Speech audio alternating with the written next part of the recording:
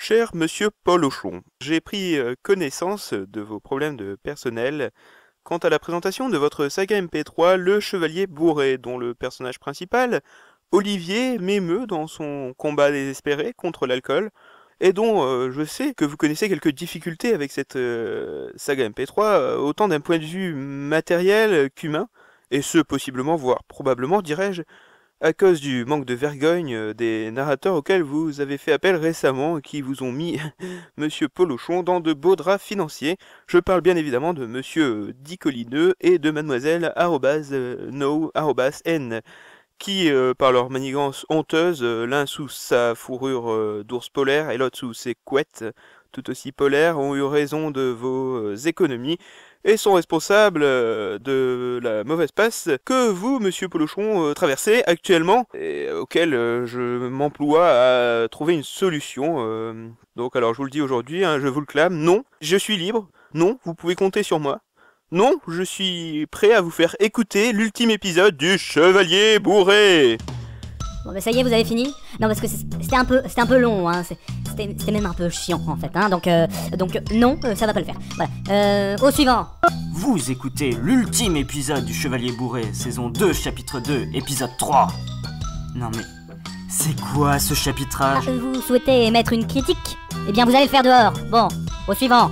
Bonjour, je viens pour la narration. On m'a dit que le poste était libre, alors je me suis permis. Ah, vous venez pour les castings? Oui bon, installez-vous ici, on va faire un petit test d'abord. D'accord, alors d'accord, donc je me mets face au micro comme ça, oui. Oh bah non, surtout pas, hein. Asseyez-vous plutôt sur le micro, asseyez-vous dessus, on parle avec ses fesses généralement, n'est-ce pas? Donc il faut que...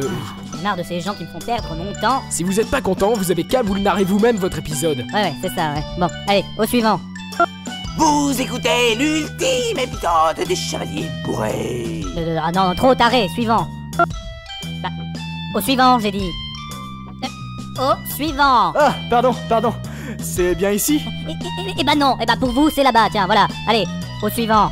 Alors, et vous, comment vous vous appelez BX. Je suis JBX. Oui, JBX. Bon, enfin, ce serait sympa si éventuellement vous arrêtiez de baver sur mes chaussures. Bah c'est bon, vous êtes pris. Vous pouvez commencer la narration. Mais vous ne me faites pas faire un test avant? Non, c'est bon, je sais que vous serez à la hauteur. Et tous les gens qui étaient avant moi... Oh bah ils étaient tous très nuls, hein. Ah, on sent tout de suite que vous avez un côté hyper altruiste. Oh là là, ça y est, vous dites des mots compliqués comme dans votre saga. J'adore, j'applaudis, j'idolâtre, clap clap. Vous êtes stupide Toujours le mot pour rire. J'adore vos blagues, hein, vous êtes vraiment formidable. Ok, ça répond à ma question. Bon, allez-y, commencez. Vous êtes sûr Oui, faites l'intro. D'accord, j'y vais. Le rêve ne trouve jamais sa fin par lui-même, car le rêve peut perdurer encore et toujours avec rage et véhémence. Et seul le réveil peut mettre un terme au songe, tout comme la mort abrège la vie.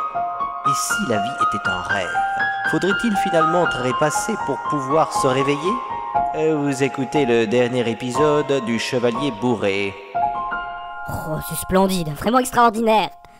Vous êtes vraiment incommodant. Oui, merci. Mais vous ne savez pas ce que ça veut dire, je suppose. Non, mais vous avez sans doute raison, hein, de toute façon. Allez-y, continuez. Oui, j'aimerais bien, en effet.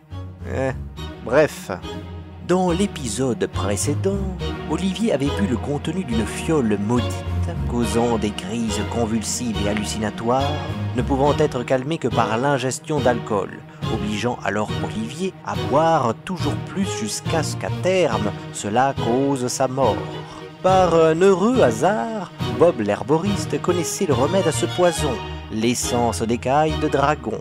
Et il avait alors accepté de conduire Olivier et ses amis Boris et Béatitude jusque chez son cousin Charlie, qui élevait des dragons sur les monts Helmet.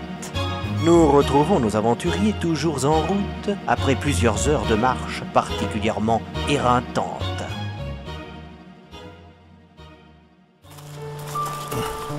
Olivier ne tient plus debout, mais... Je suis obligé de le porter sur mes épaules, mais je ne pourrai plus tenir longtemps. Surtout sous ce soleil de plomb. Même avec ma cape de protection. Ah ouais, pas cool d'être un vampire. Tu veux qu'on se relève? Non, ça va aller. Mais dites-moi, pour combien de temps nous en avons encore? D'après ma carte, les moellmettes sont à 30 km d'ici à peu près. Donc nous en avons encore pour 5 ou 6 heures de marche. Vous voulez qu'on fasse une petite pause, Boris? Non. Non, ça ira. Si tu veux, j'ai des plantes qui peuvent... Mais là, avec vos plantes à la noix. C'est vrai que c'est bon la noix. Qu'est-ce que... Il fait une nouvelle crise.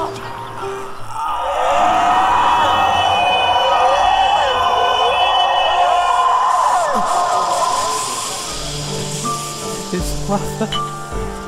Voilà une bouteille, Olivier. Attends-nous, les crises me semblent de plus en plus rapprochées. Pendant ce temps, rendons-nous dans le cabinet privé d'Hystéria, laquelle s'apprête à recevoir la visite de ses fidèles conseillers. Oh, votre méchanceté. Non, je veux dire, majesté. J'ai bien questionné Bob comme vous me l'aviez demandé. Je suppose que tu as bien fumé avec Bob, comme je ne te l'avais pas demandé. Oui, enfin peut-être que oui, mais c'est la faute des ours polaires, vous savez, c'est eux qui ont voulu me draguer et puis après... Assez!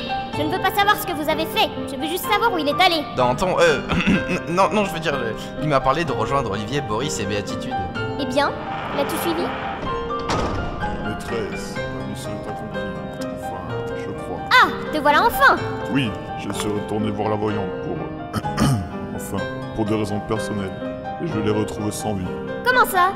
Elle avait reçu une flèche en plein cœur. Je vous ai ramené la flèche pour la faire analyser au laboratoire. Montrez-la-moi immédiatement. Tout de suite, maîtresse. La voici. C'est... Bob. J'en étais sûre. En même temps, une flèche avec une feuille comme ça dessinée dessus, y a que lui qui... La ferme! Ah! Il a vraiment décidé de contrecarrer tous mes plans. Et le chevalier? A-t-il au moins bu la fiole maudite? Je n'étais pas là à ce moment-là. Je ne peux vous l'assurer, maîtresse. Mais moi, oui. Je m'étais enfin libéré de ces ours polaires. J'ai donc suivi la trace de Bob et j'ai croisé en chemin le groupe d'aventuriers. Le chevalier a eu subitement des convulsions et la blondasse lui a refilé de l'alcool. C'était pas l'idée. C'est déjà ça. Il a bu la fiole. Ensuite, je m'attendais à ce qu'il revienne vers le village. Mais au lieu de ça, Bob est ressorti de chez la voyante avec le vampire. Ils ont rejoint la fille et le chevalier et puis ils se sont mis en route en direction des Monts-Helmet. Les Monts-Helmet? Ah, le traître! Il veut les emmener chez son cousin Charlie. Il est bien décidé à sauver la vie de ce chevalier. Que dis-je, ce déchet ambulant? Et bien sûr, tu n'as rien fait pour les en empêcher. C'est-à-dire que c'est à ce moment-là que Claude s'est revenu et s'est mis à faire du lap dance autour d'un bambou mexicain. Je ne pouvais rien faire d'autre que regarder. C'était tellement captivant. Tellement. Faites-moi penser à faire interdire tous les produits stupéfiants dans le village désormais. Bon, eh bien ça ne va pas se passer comme ça. Appelez les 4 fantastiques. Il faut à tout prix qu'ils les empêchent d'arriver à la ferme d'élevage de dragons. Je veux qu'ils me les ramènent ici vivants. Je veux qu'ils soient à ma merci. Très bien, maîtresse. 5 heures ont passé. Nos 4 aventuriers avancent non sans peine, Boris devant porter Olivier sur son dos par une chaleur torride. Il n'est plus conscient du tout. Je pense qu'il est dans un coma éthylique. L'effet de cette fiole est atroce. Nous y sommes presque. Tenez bon, Boris. Ouais, encore quelques kilomètres et on y est. C'est mon Zinfou qui va être content. Ça fait un bail qu'on s'est pas vu. J'espère au moins que ce n'est pas encore un mauvais coup de votre part. Mais non, je vous jure, sur la tête de Jean-Pierre. Mais qu'est-ce que c'est? On dirait des chevaux qui viennent vers nous. Oui, en effet. Regardez. Mais c'est pas des chevaux? Qu'est-ce que vous avez encore fumé? Non, mais il a raison. Ce sont pas des chevaux, ce sont des poneys nains violets. Mais oui, qu'est-ce que... Halte là! Qui êtes-vous? Nous sommes... le 4. Fantastique!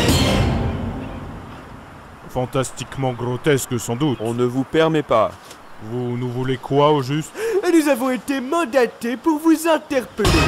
Vous arrêtez. Vous arrachez les boyaux. Bon, mais quand même pas. Dis Gambi, t'as pris tes cachets aujourd'hui? Vous nous arrêtez, mais pourquoi? Je ne vois pas ce qui vous y autorise, vu que je suis le roi de ce royaume. Oh ouais, les gars, c'est pas sympa ce que vous faites.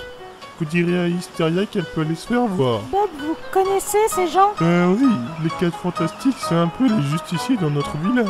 Ah, parce qu'il y a une justice dans votre village. Mais enfin voilà, faut laisser tomber les gars. on fait rien de mal. Bob! Les aventuriers que vous accompagnez sont dangereux, armés, criminels. Ce sont des gens avides de richesse et pleins de cupidité. Et ils ont tenté à maintes reprises de s'en prendre à notre souveraine Hystéria. Il faut les pendre, les écarteler, les lapider sur place. Du calme, prends tes cachets, tiens. Et il n'est pas question de les tuer pour le moment, Hystéria les veut vivants. Vous croyez vraiment pouvoir nous arrêter? Vous êtes 4, nous sommes 4 également, et je suis un vampire tandis que vous n'êtes que de simples humains. Oui, mais nous avons des poneys nains, violets. Ferme, tu nous fais perdre toute crédibilité. Oui, nous sommes 4 dans chaque camp. Mais il me semble d'une part qu'un membre de votre équipe est en mauvaise forme. D'autre part, nous sommes armés, et vous, pas tellement. C'est pas logique. D'après ce que vous m'avez dit, mes compagnons de route étaient dangereux, armés et criminels. C'était une technique de persuasion. Ah, on l'aurait essayé. Nous vous demandons de nous suivre sans opposer de résistance.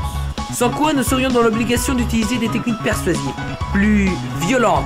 Ah oui, très violentes. Écoutez les amis, on peut négocier.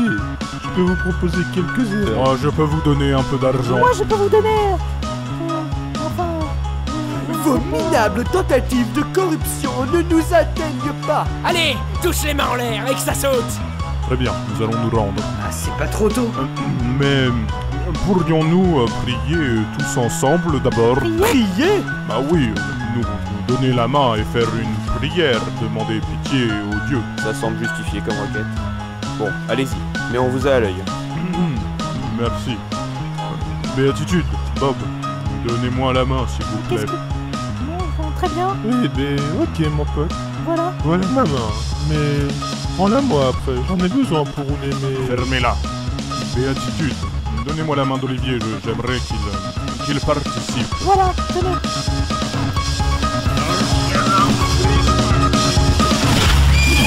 Mais qu'est-ce que... Mais ils ont disparu. Et merde, ils se sont téléportés. Les sales fils de Bonzani aussi. Bonjour, je m'appelle Boris Wladisadov-Skavlaski. Je vais vous proposer un extrait de mon prochain album Vladishlat qui s'intitule Archi to dobre vitupir, ce qui signifie dans votre langue Ah, qu'il est bon d'être un vampire.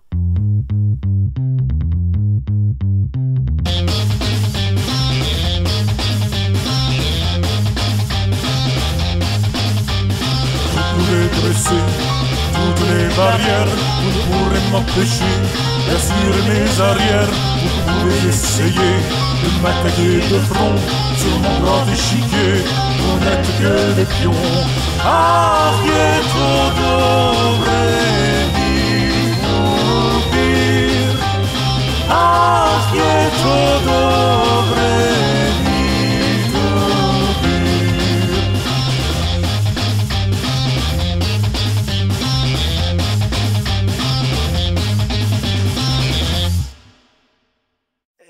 C'est normal, ces interludes musicaux qui arrivent comme ça, comme un cheveu sur la soupe? Et pourquoi? C'est pas gage d'une saga de qualité? Non, c'est pas trop mal, mais c'est surprenant. Ah merde, c'est pourri, je le savais. Bon bah, on va arrêter de mettre de la musique maintenant alors. Non, c'est pas ce que je voulais dire, mais... Non, voilà, quand même, vous arrivez ici et vous vous permettez de tout critiquer comme ça là. Mais je ne critique pas. Ah si, je vois bien que vous la pétez quand même, hein. Pardon? Non mais j'essaie juste de donner des conseils. Oui, vos conseils, vous pouvez vous les mettre où je pense, hein. Non mais vous avez un problème.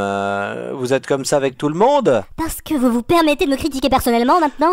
Il me semble que c'est assez justifié. Quand on en vient à se faire insulter... Bon, je vous demande s'il vous plaît de reprendre là où nous en étions. D'accord, mais si vous m'insultez encore ne serait-ce qu'une fois, je prends mes clics et mes claques et je me barre, compris? Ok, on se calme. Bien. Suite à la téléportation impromptue de Boris... Les aventuriers se retrouvèrent quelques kilomètres plus au sud, sur les monts Helmet, non loin de la ferme du cousin de Bob. Tous les regards se braquèrent sur Boris, qui n'avait jamais dit à ses coéquipiers qu'ils pouvaient tous les téléporter d'un point à un autre pour gagner du temps. Eh man, c'était trop délire. Pourquoi ne l'avez-vous pas proposé avant? Comment ça? Je ne compte plus le nombre de kilomètres que nous avons dû parcourir en marchant, alors que nous aurions pu nous téléporter et effectuer le chemin en quelques secondes. Je vous l'ai déjà proposé, à vrai dire. Ah oui, et quand ça? Eh bien, peu après que vous m'ayez enrôlé dans votre requête de l'œuf de Pandogater, lorsque nous étions en chemin vers les collines de la mort. Mais vous avez pris ma proposition comme une plaisanterie. Et vous auriez pu me l'expliquer. J'étais pas en mesure de savoir que vous aviez ces capacités. À vrai dire, j'ai fait ça tout à l'heure dans un geste désespéré, mais je n'étais absolument pas sûr que cela fonctionne. Je ne suis pas censé pouvoir téléporter plusieurs personnes à la fois. Cela aurait pu d'ailleurs avoir des conséquences. Ah oui, comme quoi? Eh bien, nous aurions pu être démembrés durant la téléportation. Ah, en effet. Mais je ne voyais pas d'autre échappatoire. Lorsque les dieux m'ont rendu mon apparence de vampire, ils ne m'ont rendu qu'un seul de mes pouvoirs, la téléportation. Autrefois, j'avais 2 autres sorts. Je pouvais transformer les gens en batraciens, entre autres. Le sort était certes peu utile en temps normal, mais il l'aurait bien été aujourd'hui. Ouais, ça c'est un sort trop cool. Bref, l'incident est clos. En plus, nous sommes juste à côté d'une ferme. Ouais, on est bien chez Monzaku. Je reconnais la ferme. Eh bien, où est votre cousin et les dragons? C'est bizarre. On dirait que la ferme est abandonnée. Ça ne passe généralement pas inaperçu, un dragon. Qu'est-ce que vous faites là? Mais qu'est-ce... Vous revenez tout cramer? Nous piller ne vous a pas suffi? Il doit y avoir une erreur. Nous sommes à la recherche d'un certain Charlie. Il est censé tenir une ferme d'élevage dans ces environs. Et quand vous y êtes? Mais où est Charlie? Vous le connaissez? Bah oui, mon cousin Charlie. Qu'est-ce qui s'est passé? Je suis son voisin. Je tiens une petite boucherie dans le village. Mais qu'est-ce qui s'est passé ici? Cette sale garce. Elle est débarquée ici avec 3 hommes armés et ils ont tout dévasté. Ils ont capturé les dragons et ils ont tué Charlie. Oh non, ils ont trouvé Charlie. Pauvre garçon. Ils n'avaient rien demandé. Je me demande franchement ce qu'il leur a pris. Ce n'est pas possible. C'est Mysteria.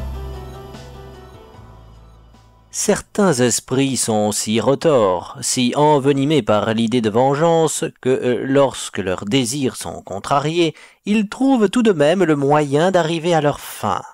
Hysteria était bien ce genre de personne, et même s'il était presque impossible de louer ses intentions, il était indéniable qu'elle excellait dans l'élaboration de plans plus tordus les uns que les autres.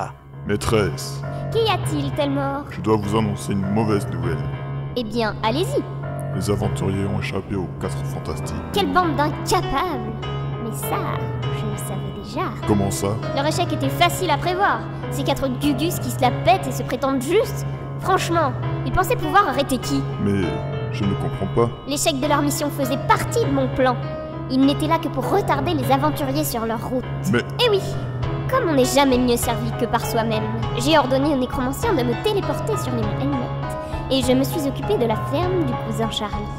Et où est-il? Actuellement? Eh bien, je dirais qu'il est 6 pieds sous terre. Et les dragons? Nous les avons capturés. Enfin, ce n'était pas bien difficile. Le pauvre homme manquait d'argent et avait dû vendre toutes les bêtes adultes. Il ne restait que des bébés. Mais... Et votre plan? Mais c'est bien ça, mon plan. Que crois-tu que les aventuriers vont faire? Ils vont comprendre que c'est moi qui ai saccagé la ferme, et ils vont revenir ici pour sauver la vie de ce maudit chevalier. Et ensuite? Et ensuite? Je savais que vous n'étiez pas un génie, Telmore, mais là, tout de même, le point final de mon plan se devine aisément. Ensuite, nous les tuerons, Telmore, et alors seulement nous serons satisfaits, car cette fois, vraiment, justice sera faite. Pendant ce temps, dans une ferme dévastée des monts Helmet... Je suis sûr qu'elle l'a fait exprès. Bien sûr qu'elle l'a fait exprès. Elle veut se venger. Et tant que ça ne sera pas fait, elle nous fichera pas la paix. Mais qu'est-ce qu'on peut faire pour Olivier? Son pouls ralentit. C'est inquiétant. Mais il ne fait plus de crise pour l'instant. Faut qu'on fasse quelque chose. On ne va pas le laisser mourir comme ça. De qui parlez-vous? Quoi? Qu'est-ce que vous lui avez fait? Mon fils! Vous êtes... Je suis Florian de Lancelot, et c'est mon fils, Olivier de Lancelot. Vous l'avez tué! Non, mais ce n'est pas ce que vous croyez. Vous voulez arrêter de voir, il a été empoisonné. Nous étions là pour le sauver. Mon fils, je m'excuse. Pardonne-moi, je t'en supplie. Mais qu'est-ce que... Excuse-moi pour ce que je t'ai fait subir quand tu étais petit. Excuse-moi de t'avoir mis dehors à 12 ans. Je n'aurais pas dû. Si tu buvais, c'était de ma faute. Et quand tu es venu m'annoncer que tu allais devenir chevalier, je n'ai su que te railler une fois de plus, comme le lâche que je suis. n'ai jamais été un bon père. Je t'en supplie, pardonne-moi. Venez là, ça va aller. Il n'est pas mort. Ne vous en faites pas. Ouais, t'inquiète pas mon gars, on va le sauver. Je viens avec vous dans ce cas. Mais vous n'êtes pas en état de... Je viens avec vous. Je ne l'abandonnerai pas une fois de plus. Très bien. Donnez-moi tous la main. Nous allons immédiatement nous téléporter à Scarios.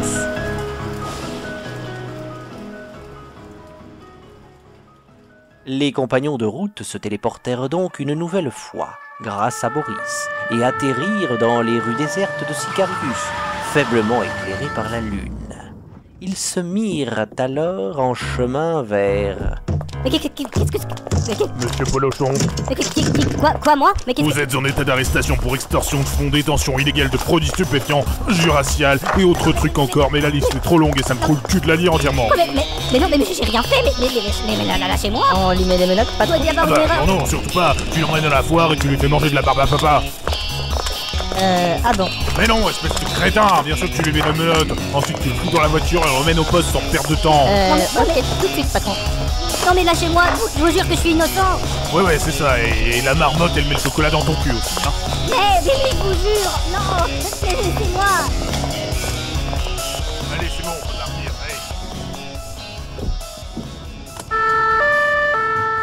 Et... bon bah voilà. Je vais m'en aller moi, je crois, hein.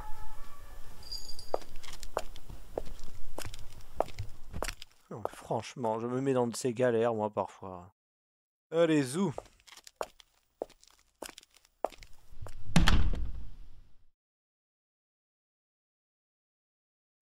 Ça y est, la voie est libre.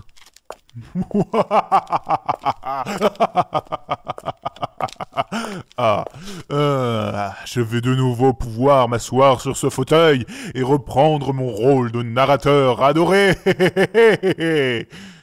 Ah mais ça enregistre. Bien le bonjour, chers auditeurs.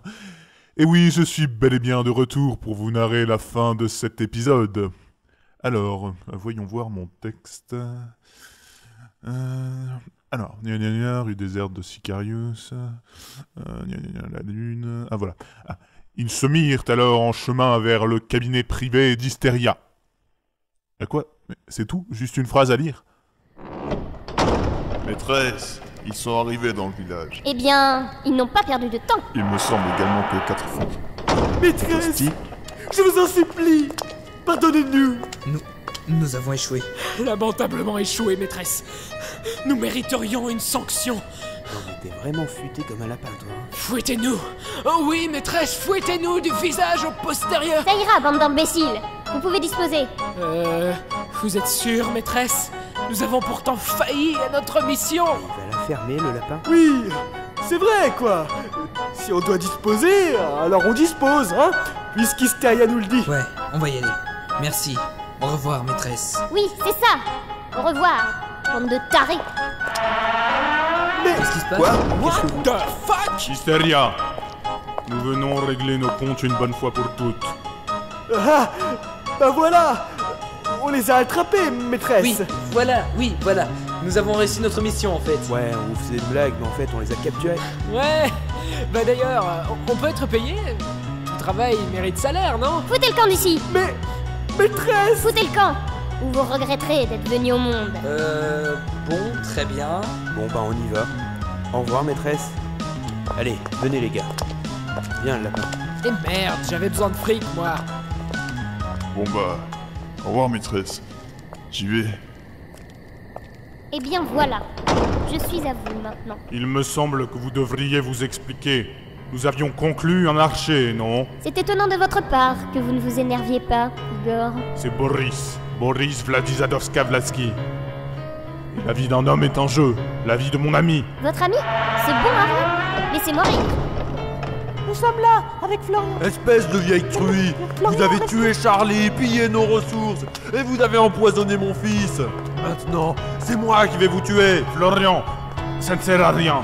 Restez là. Mais elle a... Je sais ce qu'elle a fait. Mais si j'ai bien appris une chose au cours des derniers mois, c'est que la violence ne résout jamais rien au final. Elle ne nous attire que des ennuis. Florian, Quelle belle leçon vous nous donnez là. Vous êtes épuisés. C'est dommage que vous deviez mourir. Vous auriez sans doute pu finir philosophe. Mais voilà, les amis. Je me suis arrêté en chemin pour ramasser un champignon qui avait l'air sympa. Tu ne me dis même pas bonjour? Non, C'est impoli. je sais. Tu sais que tu me dois allégeance dans mon village. J'exige que tu me dises bonjour. Non, je ne dis pas bonjour aux gens qui veulent tuer mes amis. Bob, Je sais, tu veux que justice soit faite. Mais franchement, t'as rien d'autre à foutre que de t'en prendre à eux? T'as vu l'état d'Olivier? Tu crois vraiment que ce qu'on a dû endurer, c'est pire? je ne te reconnais pas. Nous étions associés. Et maintenant... Et maintenant, j'ai changé, Hystéria. Et j'espérais la même chose de toi. Je voulais que tu changes. Que nous ne soyons pas que de simples associés. Je ressens plus qu'un simple attachement pour toi, Hystéria. Je sais. Je m'en fiche que tu le saches. J'aurais aimé que ce soit réciproque. Et il me semblait que c'était le cas. Mais faut croire que non. Alors je préfère que nous ne soyons plus associés du tout. Mais Bob! Excusez-moi, mais la vie d'Olivier ne tient plus qu'à un fil. Il est dans un coma profond depuis plusieurs heures et j'aimerais que nous soyons fixés. Soit vous le tuez tout de suite, soit vous lui donnez le remède. Soit tu lui donnes un remède, soit nous partons.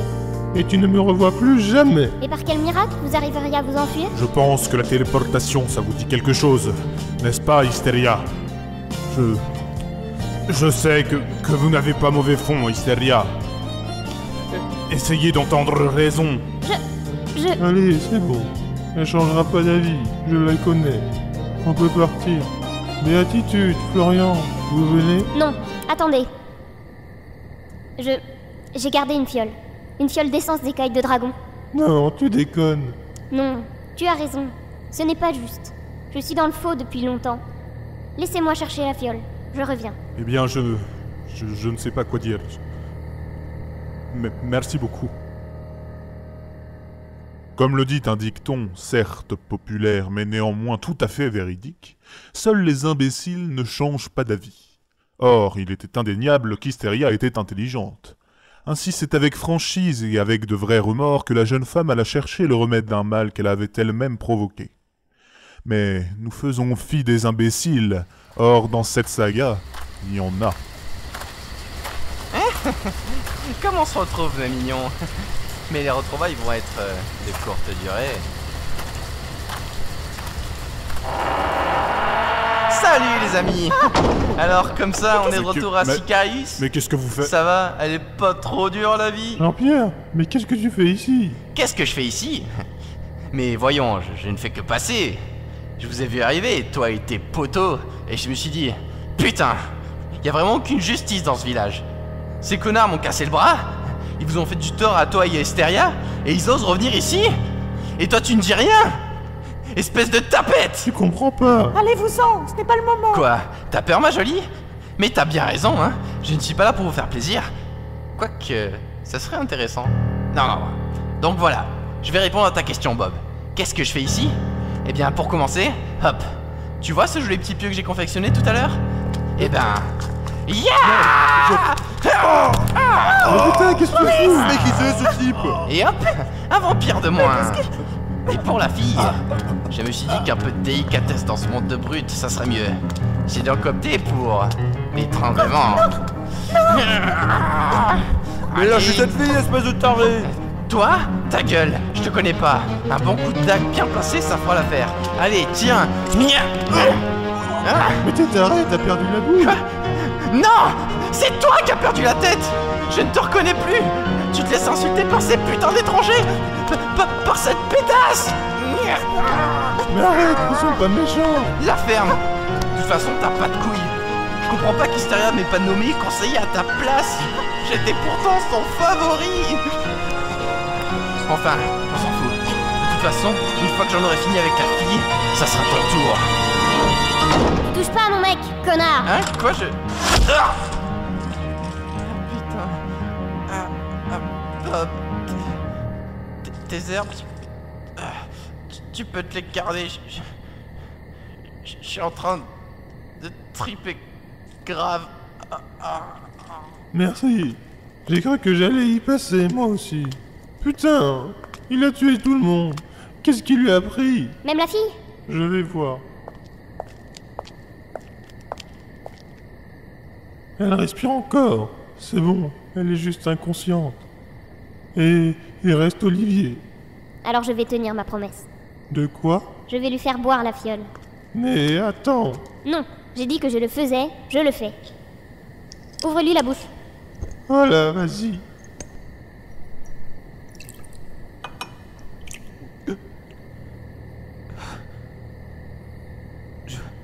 Olivier, vous m'entendez? Béatitude. Boris. Olivier. Où sont-ils? Olivier, comment vous vous sentez? Où sont-ils? Ils sont... Mais... Où suis-je? Rassurez-vous, vous êtes...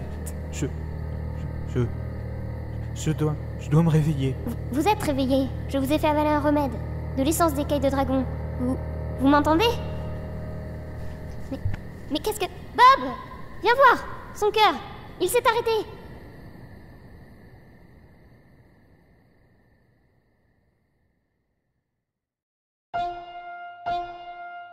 Le rêve ne trouve jamais sa fin par lui-même, car le rêve peut perdurer encore et toujours avec rage et véhémence, et seul le réveil peut mettre un terme au songe, tout comme la mort abrège la vie. Et si la vie était un rêve, faudrait-il finalement trépasser pour pouvoir se réveiller?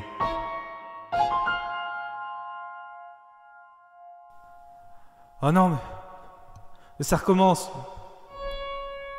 Où suis-je? C'est encore mon subconscient?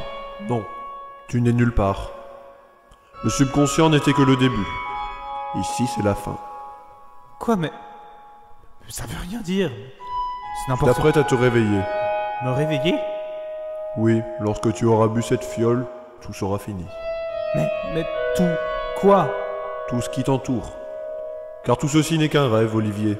Un monde imaginaire que tu t'es forgé dans ton esprit pour combattre la réalité. Lorsque tu auras bu cette fiole... Quelle fiole? Celle que tu tiens dans ta main. Dès que tu l'auras bu, tout sera fini. Mais quoi? Mais j'y comprends rien. Expliquez-moi. Regarde ce miroir. Eh bien, c'est un miroir, tout simplement. Approche-toi et regarde à travers. Mais... À travers? Avance-toi vers lui. Tu verras. Mais c'est... Toi? Oui, Olivier. Cela fait plus de 8 mois que tu es dans un coma profond. 8 mois durant lesquels, pour te réfugier, tu t'es créé un monde imaginaire. Tu as eu du mal à le quitter et tu as dû pour cela parcourir beaucoup de chemins et rencontrer beaucoup d'obstacles. Et aujourd'hui, enfin, tu t'apprêtes à te réveiller. Je me souviens. L'accident. Oui, l'accident. Tu avais beaucoup trop bu. Mais je te laisse une chance de te réveiller maintenant. Mais si je bois cette fiole, tout mon monde s'effondrera.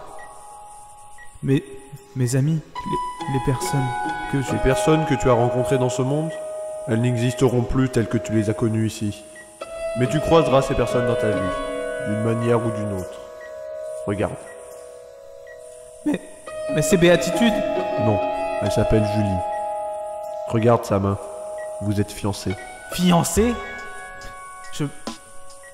Mais je me souviens de... Et Boris, c'est... Ton meilleur ami, Benjamin. Vous vous êtes disputés peu avant ton accident. Mais il est venu plusieurs fois te rendre visite depuis que tu es à l'hôpital. Mais les personnes sont-elles les mêmes dans mon monde et dans celui-ci? Oui et non. Tu ne les as pas inventées de toutes pièces dans ton esprit. Leur physique, leur caractère, ce sont bien les leurs.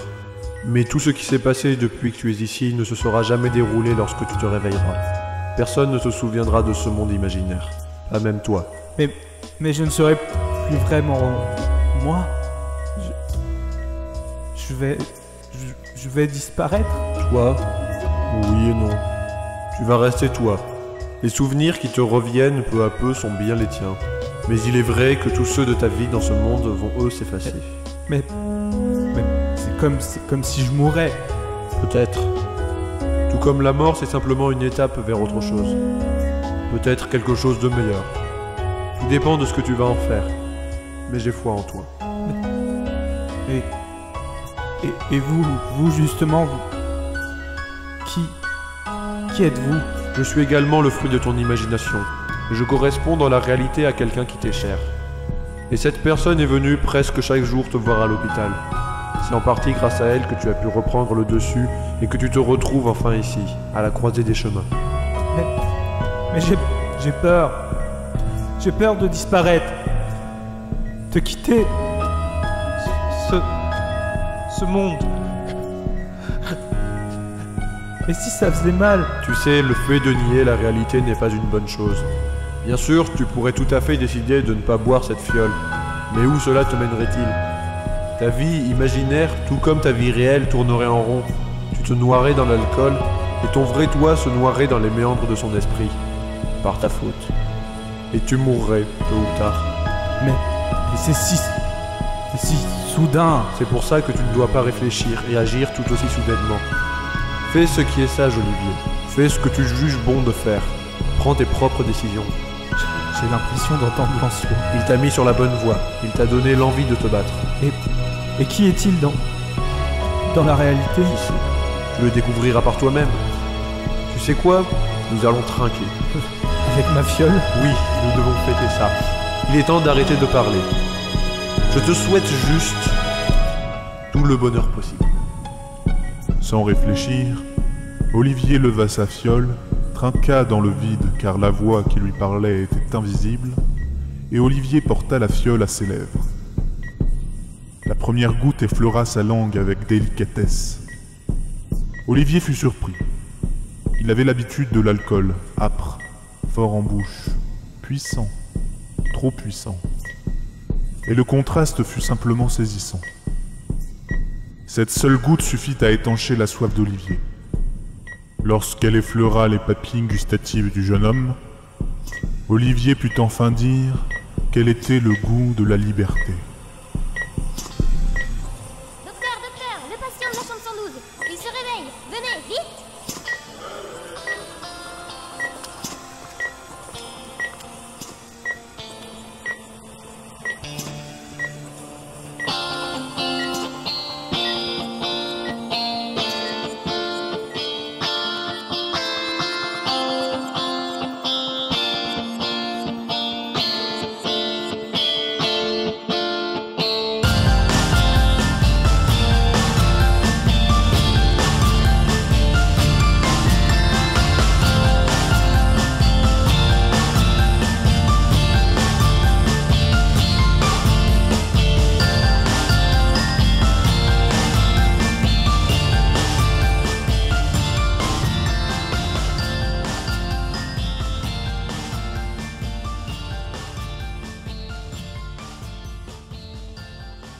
Et voilà, c'est fini.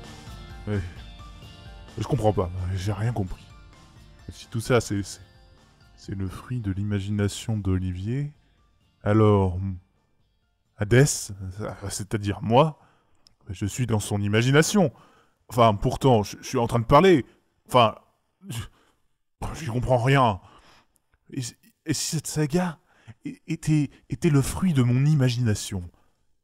Ou bien je suis en train d'imaginer une saga MP3, mais je suis moi-même le fruit de l'imagination de quelqu'un.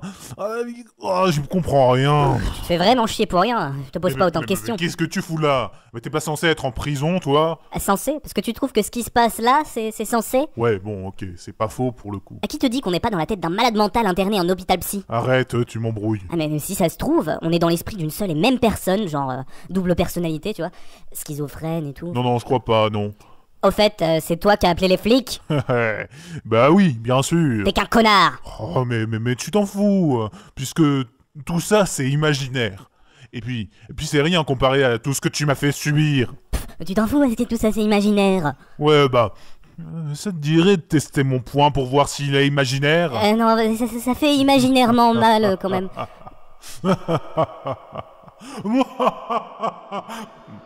J'en fais peut-être un peu.